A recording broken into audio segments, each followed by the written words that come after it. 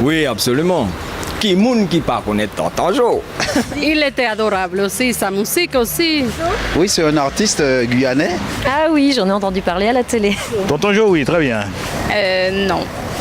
Oui, bien sûr. Ben, c'était un chanteur guyanais.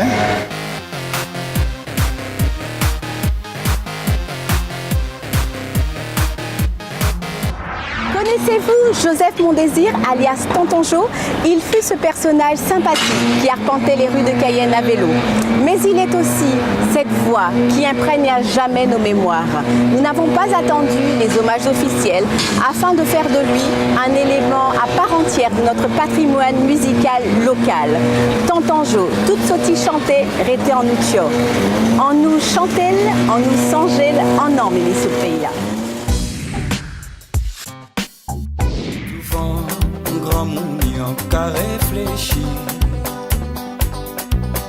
qu'a répété bon Dieu merci. Oui, absolument. Qui moun qui pas connaît Tonton Joe? Oui, je connais Tonton Joe. Oui, c'est un artiste guyanais. Il était adorable aussi, sa musique aussi. Ah oui, j'en ai entendu parler à la télé. Tonton Joe, oui, très bien. Non. Ben, c'était un chanteur guyanais. Oui, bien sûr. Oui, je le connais très bien. Ben, c'est un personnage de la musique locale, quoi. Non, je ne connais. Un peu, j'ai sûrement déjà entendu parler. Oui. Je l'ai connu même à la télé. Pas précisément, non, pas vraiment, parce que je ne suis pas trop branché au niveau de la musique. Il a fait pas mal de choses. Bon, on l'entendait souvent à la radio, tout ce qui était remède traditionnel et tout ce qui s'ensuit. Ça domino mobini frappé. Ago, c'est mounion, ça domino mobini joué. Ah ben il fait le bagaille hein. Déjà pour la jeunesse il comment dire atteint conseiller et ça c'est important pour y avoir un repère. Tu vois dit puisque je là après on regarde tout ça qu'a fait dans sa pays c'est vrai. Mais j'écoute un peu de ces musiques là mais je regarde pas pour l'artiste et tout, j'écoute juste la musique. Oui, Domino. Pins. Oui. Et la jeunesse est une parole, non, ça c'était beau ça aussi. Beau texte. Mais du coup j'écoute pas beaucoup de musique de lui donc c'est qu'à la radio quand j'entends de temps en temps et encore. Ben, sa petite musique douce, hein, comme d'habitude. Même il était venu sur Irakubo. Il chantait en espagnol. Et tout ça, c'est adorable. Eh ben, c'était l'homme du peuple, il était très proche des gens. Et puis surtout son côté très convivial, très fraternel, toujours vouloir aider les autres. Oui. Il a fait beaucoup de chansons pour la Guyane. Il aime sa Guyane. Un grand chanteur guyanais, un peu poète, mais surtout un artiste. J'écoutais bien, tout le monde parle bien de sa musique, mais je ne connais pas.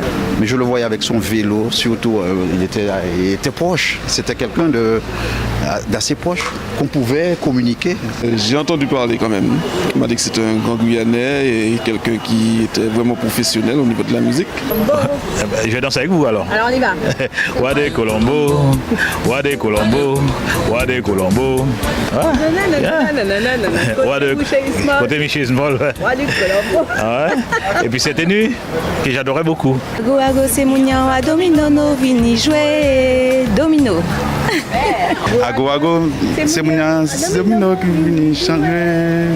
Domino. Et puis au niveau de la chanson aussi, la chanson créole, la chanson qui doit normalement perturber, mais voilà. On n'en a plus comme lui. C'est Latino a fait un hommage à Tonton, donc ça c'est important, c'est vrai, il fait une patchy bagaille.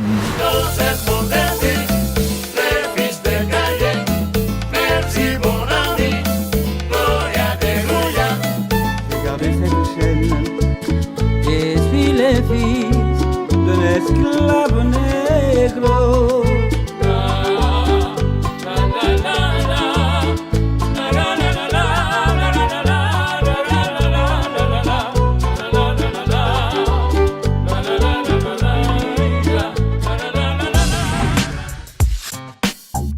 Tonton Joe, une vraie légende guyanaise, notre invité nous en parle.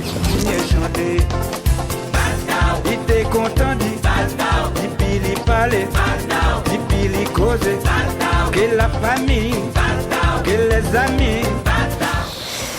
Jean-Marie Moutou, bonjour. Bonjour. Vous êtes producteur de films et de musique. Oui, c'est ma passion. Très bien. Tonton Jo, pour vous, c'était qui?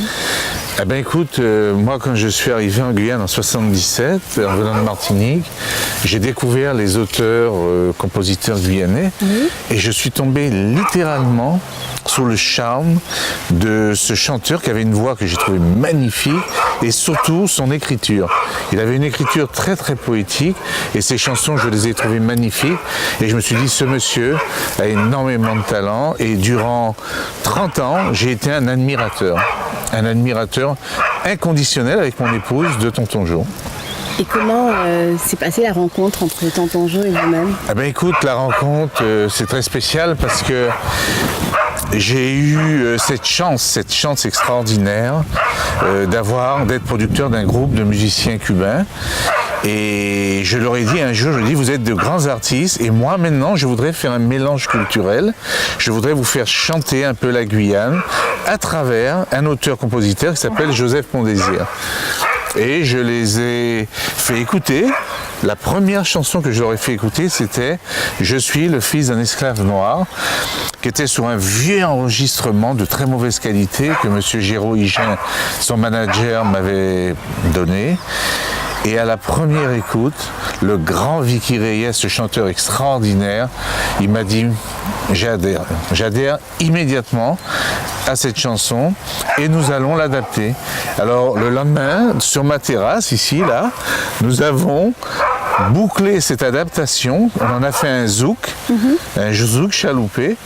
Et ce boléro triste et langoureux est devenu un zouk chaloupé qui a eu un succès immédiat à Cuba et bien sûr en Guyane aussi. Et en Guyane aussi. Et en Martinique et en Guadeloupe. Parce que cette chanson plaît beaucoup aux Antilles aussi. Et à ce moment-là, quelle a été la réaction de notre Tonton Jo? Alors je vais te dire, d'abord, ça a été la fierté. Parce que la première chose qu'il m'a dit, mais tu te rends compte, Marie Moutou, il me dit, ce sont des étrangers, des artistes étrangers, en espagnol, dans une langue que je ne connais pas, qui adaptent mes chansons, et alors que mes propres compatriotes, je suis un petit peu oublié de mes compatriotes, et ce sont les étrangers qui me donnent cette joie et cette fierté d'être écouté là-bas jusqu'à Cuba où je n'ai jamais été. Alors je lui ai dit, tu sais, tonton, il va falloir que tu viennes avec moi à Cuba parce que je voudrais faire un très beau reportage sur toi et je voudrais te faire connaître par tous ces artistes qui chantent tes chansons. Et il m'a dit, pendant 3 ans, il m'a dit non, tu sais, j'ai peur de l'avion. Je ne vais pas avec toi, j'ai peur de l'avion. Et en 2015, il a cédé. Il m'a dit, c'est bon Jean, on y va, je pars avec toi, j'ai envie d'y aller et je vais écrire des chansons justement pour Vicky Reyes et que nous allons interpréter en duo. Et on aurait fait un très très beau reportage, ça aurait été une aventure extraordinaire. C'est sûr. Alors on y vient justement à cette fameuse question, est-ce que notre Tonton Jo est suffisamment reconnu chez nous? Est-ce qu'on lui donne toute la reconnaissance? Je pense pas parce que la Guyane c'est un monument. Pour moi, Tonton Jo, c'est un monument. C'est un auteur, interprète, compositeur. C'est un homme de talent qui a une voix magnifique et je trouve que la Guyane lui a peut-être pas fait la place qu'il méritait parce qu'il méritait une place beaucoup plus grande. Tu sais, dernièrement, j'étais à l'université l'année dernière dans une classe d'une 50aine d'élèves qui avaient entre 17 et 20 ans et je leur ai demandé, j'ai fait mes musiciens chanter a cappella les chansons de Tonton Jo et à la fin je leur ai dit, est-ce que parmi vous il y en a qui connaissent Tonton Jo? Eh bien figure-toi que sur cette classe, il y avait à peu près une 50aine d'élèves. Il y a une jeune fille, une seule qui a levé les doigts. Et elle m'a dit, moi je le connais. Je dis, tu connais? Et quelle chanson tu connais? Elle m'a dit, je connais Le Roi du Colombo parce que mes parents l'écoutaient souvent. Donc si tu vois, il y a un fossé générationnel qui fait qu'il y a une génération qui aujourd'hui 50, 60, 70, 80 et plus, qui ont été marqués par Tonton Jo. Et cette génération de Guyanais, elle est imprégnée des œuvres de Tonton Jo parce que c'est son talent qui parlait. Qu'est-ce qu'on pourrait faire pour que Tonton Jo dépasse nos frontières, pour qu'il soit chanté éventuellement dans toute la Guyane? dans toute la Guyane. Alors là, je pense que déjà, ces adaptations cubaines de ces chansons ont été très appréciées sur le dernier album où les Cubains, je les ai fait chanter en créole, Domino, La vie d'en bois, L'âge d'or et compagnie. Et le public guyanais a beaucoup adhéré à ça. Et je pense que là, nous avons atteint un sommet. Malheureusement, peut-être aussi parce qu'il est décédé. Tu sais que quand on est mort, on atteint une notoriété beaucoup plus grande. On peut même toucher les étoiles. D'un seul coup, on devient extraordinaire. C'est vrai. Mais ce que je peux dire avant tout, Yolène, tu vois, c'est que c'est un vrai cadeau de la vie d'avoir une passion, comme je l'ai eu pour lui, et de la partager. Et de la faire partager par le plus grand nombre de personnes.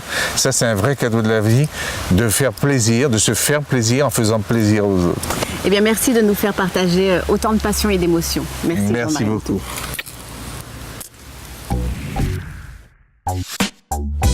C'était votre émission Mimi Souk pour être au cœur de la vie du pays. Tonton Jo a su séduire toutes les générations. C'était une étoile qui a filé bien trop vite et nous devons l'honorer et faire en sorte que sa musique vive au-delà des frontières de la Guyane. Faut apprendre votre timoun tout chanter Tonton Jo en Mimi Souk Pays.